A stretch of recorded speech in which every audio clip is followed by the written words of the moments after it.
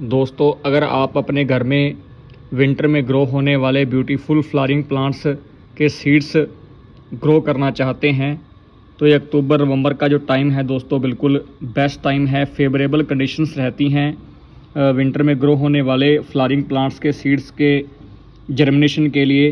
दोस्तों, आपके सामने जो वेरी स्मॉल प्लांट्स आप देख रहे हैं, ये पेटूनिया के स्मॉल प्लांट्स हैं। इनको मैंने करीब 10 से 15 डेज़ पहले नॉर्मल ही घर पर ही ग्रो किया था और बहुत ही अच्छे तरीके से ये ग्रो हो चुके हैं। जर्मिनेशन रेट बहुत अच्छा है इनका।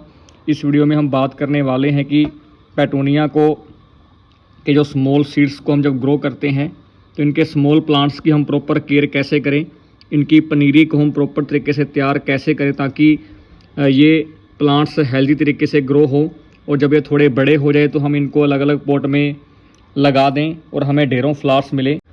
पेटूनिया के सीड्स को ग्रो करने के लिए आपने नॉर्मल गार्डन सोल का यूज़ करना है।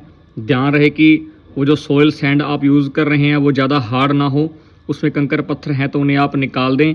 तो उनको किसी बर्तन में, कंटेनर के अंदर, क्यारी के अंदर इक्वल लेवल पर आपने उनको बिछा देना है, बिल्कुल समतल कर देना है। और जो दोस्तों पेटूनिया के सीड्स काफ़ी बारीक रहते हैं तो उनको आपने एक इक्वल तरीके से, यूनिफॉर्म तरीके से आपने सोइल के ऊपर आपने बिखेरना है और हल्की सी सोइल की पतली लेयर से उनके सीड्स को आपने कवर भी कर देना है।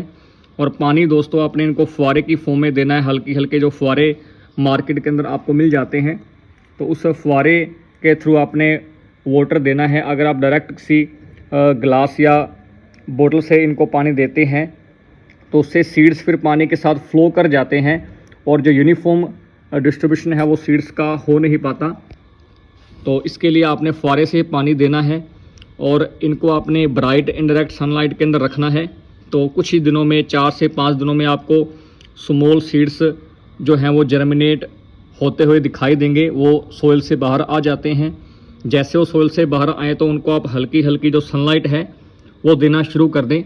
जिस पॉट में आपने ग्रो किया उस पॉट को आप वहाँ रखें सुबह शाम, जहाँ इनको हल्की हल्की जो सनलाइट है वो मिलती रहे और पूरे दिन भर इनको ब्राइट इनडायरेक्ट सनलाइट मिले।